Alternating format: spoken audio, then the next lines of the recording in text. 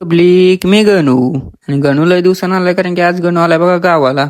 सकाळ सकाळी अगोफाट्या उतरल्यानंतर तिथनं परत बघा घेतली पाणू तर त्याची गाडी आली त्यातनं निघाला आता घरी. गावाला पाऊस पडत असल्यामुळे गार तर लय लागत होतं. रोड बीड सगळा ओला झालेला. गारटा तर लयच. त्यात परत बघा म्हटलं बिस्किट घेतलं पाहिजे पहिल्यांदा. तर मालक काय घरात येणार तर मालकाने आलेला बघा कसा दंगा घातलेला. मालकाने बिस्किट खायला घातले. परत आंघोळ बिंघोळ केली. गुड्या उभ्या केल्या. कशा टॉप मध्ये हो. तिथनं पण म्हटलं आता पोटपूजा केली पाहिजे म्हणून नाश्ता करायला आलो खाली.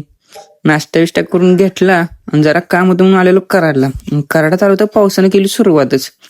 परत पाऊस पडायला लागला की म्हटलं आपल्या इष्टीने जाऊया. लय दिवस झालं भाऊ काही इष्टीने गेला नव्हता कुठं फिरायला म्हणून आपल्या घरी निघालो होता इष्टीनं. तेवढ्यात बघा अर्ध्यात पाऊस आहे अर्ध्यातनं पाऊसच नाही.